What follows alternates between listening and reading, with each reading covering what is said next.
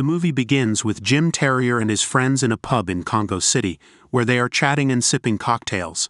Abruptly, the TV displays news about mining corporations terminating their contracts with the Democratic Republic of the Congo due to growing corruption. Jim and his girlfriend Annie wake up in their residence. Annie needs to leave for work. Jim insists she stay for a while, but she has to go as she has a lot of work at the office. In the next scene, Jim is seen patrolling with his team. He notices 2 cars approaching across the field. These cars belong to Felix and a team from Cox. Sensing something off, Jim watches them through binoculars and then gives his squad the command to begin the operation.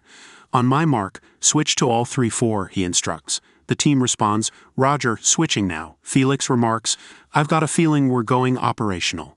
Felix visits a hospital to meet Annie, who is checking on her patients. He offers to drop her off at home, but she declines, saying Jim will take her. Felix seems to have a deep affection for Annie. Next, Jim and his group are seen planning the minister's execution in a car. One crew member asks about the extraction strategy.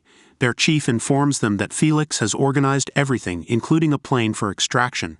Jim is then shown setting up his sniper rifle by a window in a 5-star hotel, looking slightly nervous.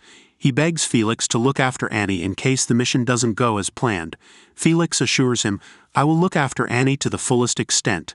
The minister, part of a convoy, is approaching. A team member confirms that the minister is sitting on the left side of the car. Jim loads his rifle and fires, killing the minister. Following the assassination, riots break out in the country as reported on TV. The unclaimed assassination of the Minister of Mining has triggered violent confrontations in the capital city of Kinshasa. 8 years later, Jim is seen surfing on a beach. He discusses the advancements and changes in his field with his group. He's been employed here for almost a year. Later, Jim tours a nearby village with his team and assistant Eugene to assess developments. While attempting to fix a malfunctioning machine, cars filled with armed criminals arrive. The criminals appear to be searching for Jim. A fight ensues. Eugene is attacked but stops the assailant. As a professional assassin, Jim eliminates the remaining goons with Eugene's help. "Eugene, are you okay? You saved my life." "I won't forget this," Jim says. He then instructs Eugene to secure the workers in the compound and await further orders. Jim leaves in his car but appears slightly disoriented while driving. At home, he experiences flashbacks of the minister's assassination. In a subsequent scene, Jim is on an aircraft, reflecting on the incident and writing notes. He flies to London, crosses a bridge, and is seen in an apartment examining private documents retrieved from a safe. Jim meets his friend Tar and explains that he moved to London after leaving Congo.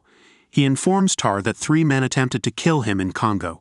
Tar reveals that only a few people, including Felix, were aware of Project Calvary. Tar advises meeting Felix, who was last in Barcelona, to uncover the source of the tension. Jim warns Tar to be cautious as he might also be targeted. Later, Jim enters a club and meets Stan, a former team member. Jim suspects people are out to get him. After a confrontation with drunken patrons, Jim severely beats one of them. As he exits the bar, he faints and Stan helps him. In the hospital, Jim undergoes a brain scan. The physician diagnoses him with Alzheimer's disease, warning that his brain can no longer handle stress. Jim persuades Stan to help him travel to Barcelona and locate a safe house. In Barcelona, Jim secures supplies including a gun and paperwork and checks into a hotel. He begins tracking Felix and notices Annie with him. Jim follows her and later interrupts Felix during a press conference, causing him discomfort. In a private meeting, Felix confronts Jim, saying, "If you think you'll take Annie, you're gravely mistaken." Remarkable. "But when you told me to look after her, did you really expect her to wait for a man who walked away? She's my wife and she will remain so. Join Annie and me for dinner tonight at More Gold Restaurant. I'm sure she'll love to see you."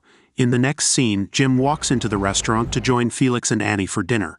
When Annie sees Jim, she becomes emotional and uneasy. During the conversation, Felix behaves inappropriately toward both Annie and Jim. Tensions rise and Jim pushes Felix after Annie leaves the table. Jim follows her outside, apologizing and trying to make her understand, but she is extremely angry and leaves. Later, Jim is taking a bath in his apartment when he hears a knock at the gate. Grabbing his gun, he investigates and discovers it's Annie. She questions why he has come, prompting Jim to explain the entire situation. She tells him to meet for lunch the next day, as Felix has some information to share. Jim visits Felix's mansion the following day, but notices Annie is not there. Felix explains she's out horse riding. He hands Jim a document, informing him that 2 of the 3 shooters are dead and that Jim is the only one left. Sensing something off, Jim grows suspicious. When Felix excuses himself to use the restroom, Jim checks his phone and discovers Felix has been providing information about him to someone else. Jim confronts Felix, beating him up, but stops when gunmen outside begin firing into the house. Jim tries to save Felix, but one of the gunmen shoots Felix, killing him. Jim informs Annie about Felix's death and warns her that their lives are in danger.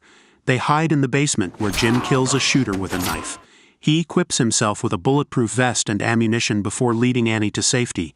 Jim and Annie flee the scene, switching cars to avoid detection. Annie demands Jim tell her everything, refusing to leave until he explains. Jim reveals details about the situation in Congo, apologizing for the danger he's brought into her life. They drive to Jim's apartment, where he instructs Annie to stay in the car and leave if he doesn't return within 15 minutes. Using a back door, Jim sneaks into his apartment and discovers a bomb. Realizing people are watching from the apartment next door, Jim deactivates the bomb and places it at the main gate. When the shooter approaches and opens the gate, the bomb explodes. Jim and Annie escape in their car. Jim takes Annie to a friend's house for safety. After dinner, while Annie sleeps, Jim prepares to leave. He tells his friend to take Annie to the police if he doesn't return. In the next scene, Jim travels to Jalter, where he learns from his friend that Terry might be involved. Everyone associated with the mission is either dead or in hiding. Jim contacts Terry, leaving a message to meet at a theme park. Terry arrives and the two confront each other. Terry admits they killed everyone involved to eliminate risks. As Jim begins to feel lightheaded, he shows Terry documents proving his involvement. Terry claims it's too late, but Jim abruptly shoots at him. A gunman shoots Jim during the confrontation, but he escapes and calls Stan for help. Terry, meanwhile, takes Annie and Stan hostage. Jim sends Terry a video file showing him giving instructions during the mission. Terrified, Terry agrees to meet in a public place.